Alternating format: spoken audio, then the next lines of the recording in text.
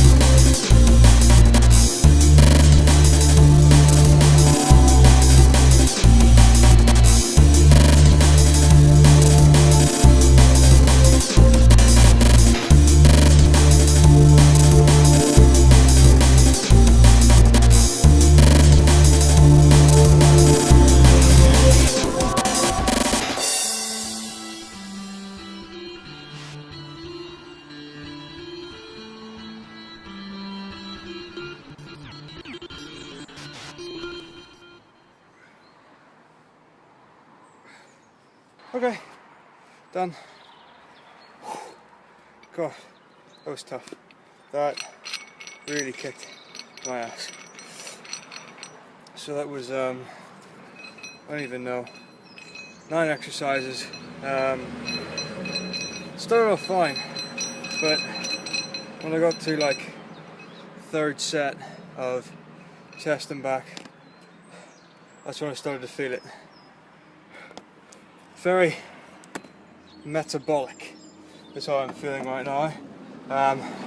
I've never really been breathless from a workout, certainly not in a long time, so definitely felt the effects of that, but it was good though, it was good.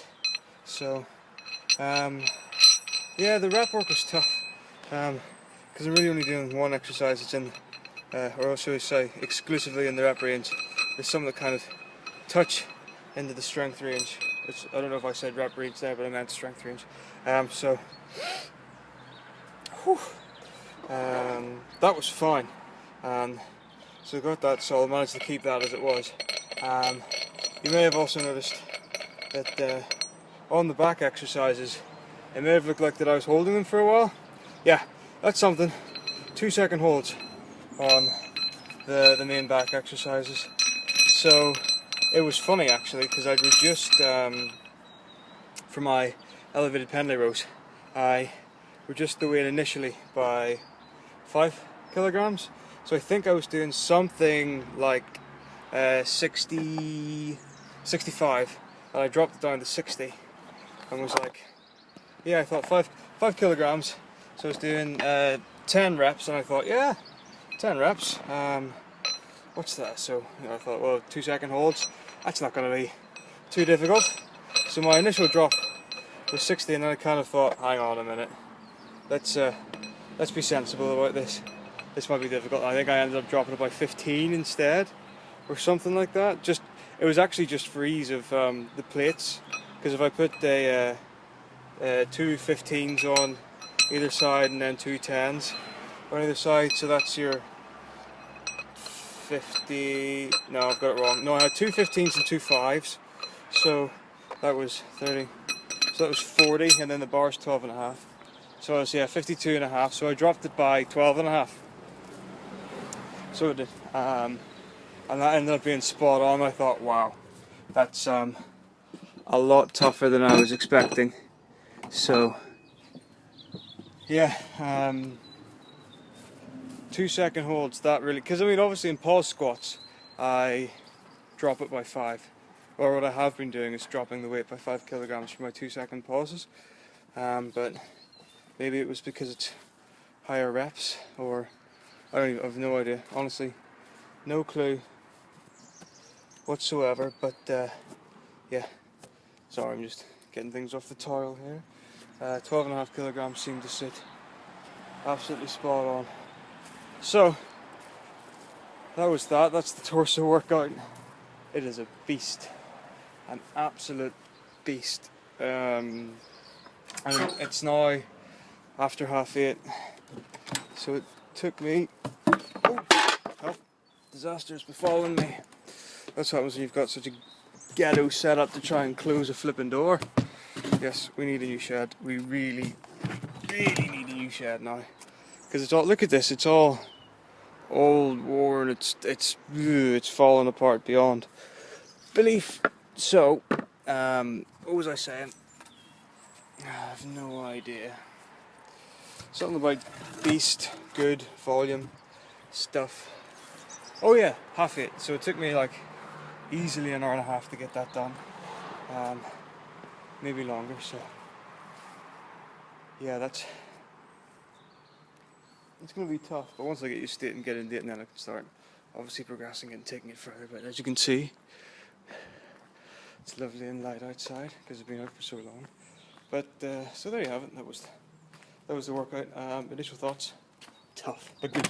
So don't really know if I have anything else to say about that. So yeah, I think I need to rehydrate now. So I'm gonna have a drink get a shower and get some work done.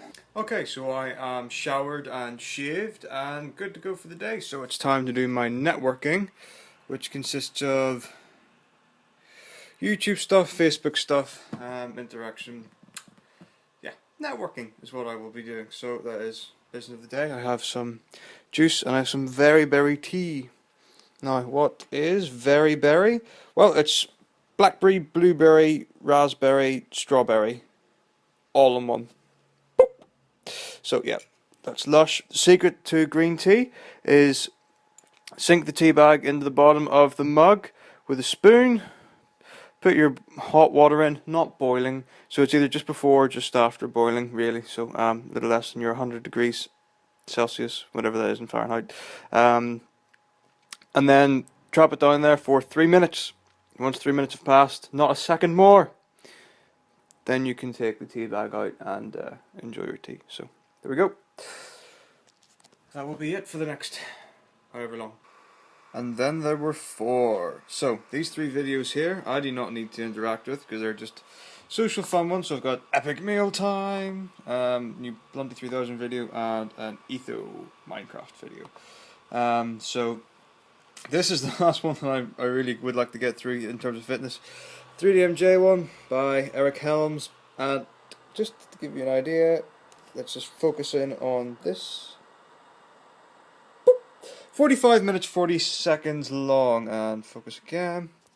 So yeah, that's one heck of a long video, so I really want to watch it. So it's coming up to 10:30 now. I still need to cook food, so what I might do is watch that while I make my dinner for tonight. I've got my revision sitting there, which I also need to get to, but I plan to do the revision while watching the other video. So what I think I'm going to do, now that I've just thought of it, the thinking is good, is I will watch this the 3DMJ video by Eric while making dinner, and then I will show you dinner when it's made, and then it'll be revision. So cooking, then revision, then that'll probably be me time to actually get up and get out to get to work. So let's get. Okay, so I'm 20 minutes into that. So I've got another 25 to go. It's basically Eric is talking about Natural Bodybuilding Federations, how they test, things like that there. By all means, go watch it yourself and you can find out what it's like. Here is dinner. So I've got a big batch of pasta bolognese just bubbling away in the pan. So I'm literally just going to leave that for as long as it takes. Half an hour, whatever, as long as I've got. And then I'll just bung it into a Tupperware container, which won't look pretty, and then take it away to work with me. So it's now 11:15. I'm working at 2. So I want to be having lunch sometime around 1, maybe just before. So if I want to get there on the bike, I need to leave it around 12. So I've got an hour, maybe slightly over an hour, to do whatever I need to do. So that's done. That video. So I'm going to do some revision once that video is over, and once I've done my revision, that'll be me actually probably good to go. So not to be wasting time, let's do it. Don't you want this in your life? It's a massive Twinkie. Oh, looks good.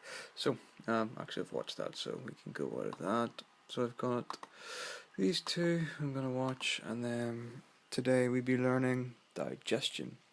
So 11 o'clock now, I'm gonna get revision done. I'll be leaving about 10 to or 5 to 12, get a bus from hospital to the Takira Cantina Baja place at around 20 past 12, get there about 1:15, eat around 1, get a bus about 1:15, and then back to the hospital to start at 2. So that's the plan anyway, so gonna get this done. Yeah, back on the bike. Now, first things first is a disclaimer. I do not advocate cycling without proper headgear and protection. However, my appropriate headgear and protection is in my dad's car, which is at the hospital where I'm going now. So I haven't gotten anything. I wasn't able to source anything in time, so I'm going YOLO, if you will. But it should be fine because I'm on a designated path for walkers and cyclists, or pedestrians and cyclists, or non-motorised vehicles with wheels.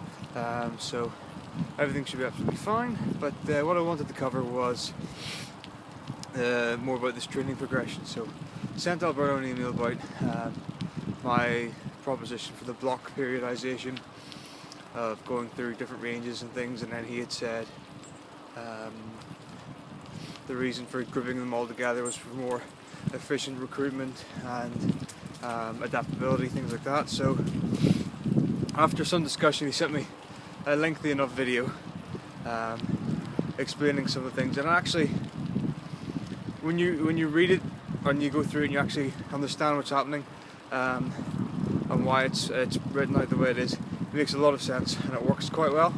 It was just some of the ranges that it's not that I was unhappy with, but that I thought may not be the most conducive. So the way it's kind of working is the program is starting, or the workout will start, and it will taper from strength range to endurance range. So you're starting with your power movements and your strength movements, so the big ones, so like things like chest press, bent over rows, overhead press, squats, deadlifts, that kind of thing, and the strength range. And then we move on to our hypertrophy work,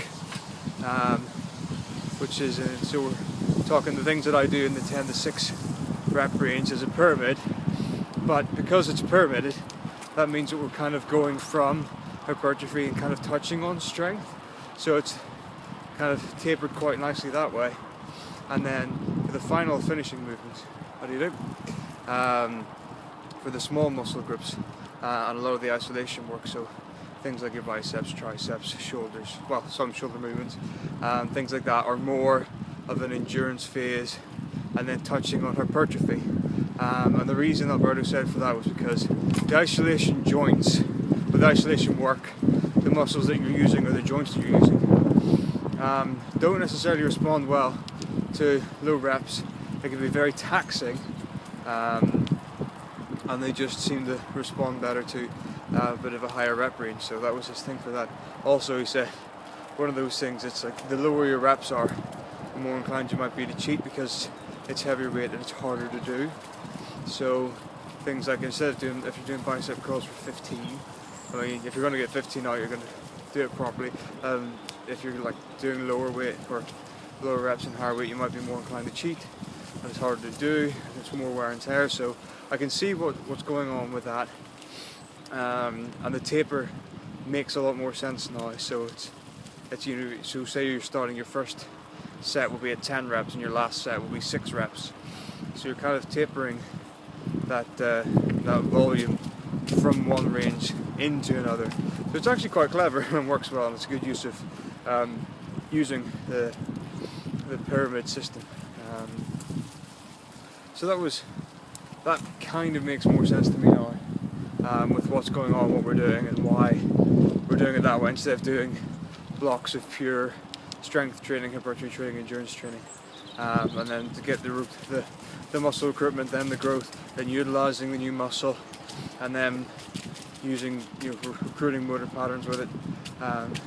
He did say one thing we could do is maybe flip-flop between the ranges for the shoulders and arms workout with the torso one and things, but maybe for some time down the line in the future. So it just gives me a lot better idea of what I'm doing with it, and obviously today was the first workout with it, so obviously I'll stick it out and see what happens, and keep her lit, and see how I adjust to it and what changes are made and things like that there. So that was cool. Also, that 75 rep chin-ups thing, it was awful. It was a nightmare. I think I started it at like 8 and finished at like 8:15 or something. I don't know. It was do as many sets as you need to do 75 chin-ups.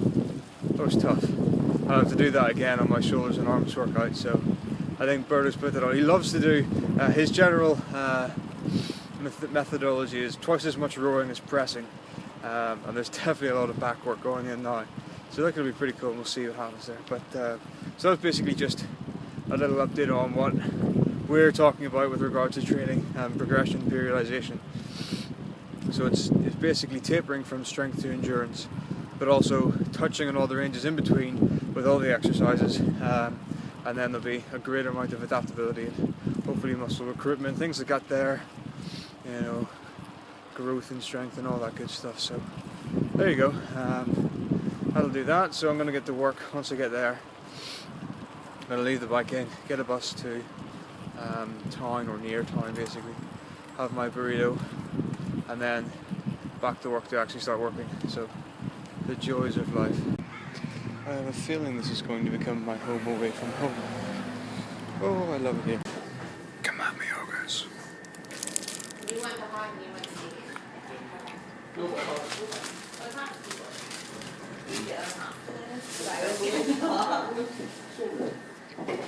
Okay, so I'm just off the bus and I've arrived back at the hospital safe and sound, and that burrito was so good. You wouldn't believe. I now appreciate and understand why Matt Ovis had so many Chipotles during prep. Probably still does, and I'm sure he didn't have them all the time, but I could easily have like one of those burritos a day, or even the chimneys. The chimneys are so good. They're even better, but that's kind of like, that's a special occasion for me. I don't want to overdo that and ruin it, but those burritos, oh, that place is wonderful. Go there if you're ever here. Go there. It's wonderful, wonderful food. But so I'm trying to like restrict it down to like maybe 1 or 2 a week, and then Thursday is obviously the weekly chimney with the other ones at work. So that'll be that. But surprisingly, the last couple of days, hunger hasn't really been a factor at all. I mean, typically I would have gone for the 4 meals, you know, 6, half 10, half 3, 8 o'clock, with about the same time in between and things. And I would, you know, my body would know when it was time to eat, and it would say, "You're hungry now. Let's have some food." But definitely the last couple of days, I've kind of just gone on and not really thought about it, which is a good thing. And I've not really been hungry. So, like, instead of having my second meal at half 10, I might have it at 12 or 1 or more regular times. So, what I'm gonna try and do is just like, whenever I'm preparing food, obviously it'll be weighed out, but I'll try and do like nice amounts, because there are times that I probably would have done something stupid like having let's say 97 grams of chicken with 216 grams of passata sauce with, I don't know, 312 grams of X vegetable and whatever. So I'm just going to like round it off, make it nice and neat, and I did that today, and I'm going to see how it goes and see if I can fend off the hunger, because I mean it was 1 o'clock. Basically, yeah, it's 9:30 now, so it was 1 o'clock whenever I was actually having my burrito, and I hadn't eaten since breakfast, so I wasn't hungry then, so I was absolutely chuffed to have gotten by without any issues. So here we go, passing a bus stop, fun. But so if hunger doesn't stay an issue, then I can just kind of have whatever I want in whatever amounts and kind of guess it, and then if something happens during the day when I'm presented with the opportunity to have, I don't know, chocolate bar, a snack or a biscuit or something like that, then I can do that, and I can finish it quite easily. So I've got about, I don't know, 550 calories left for today, not after that meal, but obviously I've got my pasta bolognese packed for dinner, so I'll have it at about 6 or 7, and if I've got, you know, if I'm in the hospital today and someone offers me something, or there's a biscuit I see or whatever, I might just have it and not think twice about it, because I've got the numbers to play with, and then I can kind of use that, which is, it's a nice little buffer to have, just in case. But I would say it's pretty much going to do it for today. I'm just arriving now, so let this car go past. But yeah, that's pretty much it. So that's all the food I'm going to eat, that's all the stuff I'm going to do. So I'm just going to go work now, which I can't show you, that isn't interesting at all. So I will call it a day there. So as always, thanks for watching. I'm Pete Mercer, show no mercy, and of course, take it easy.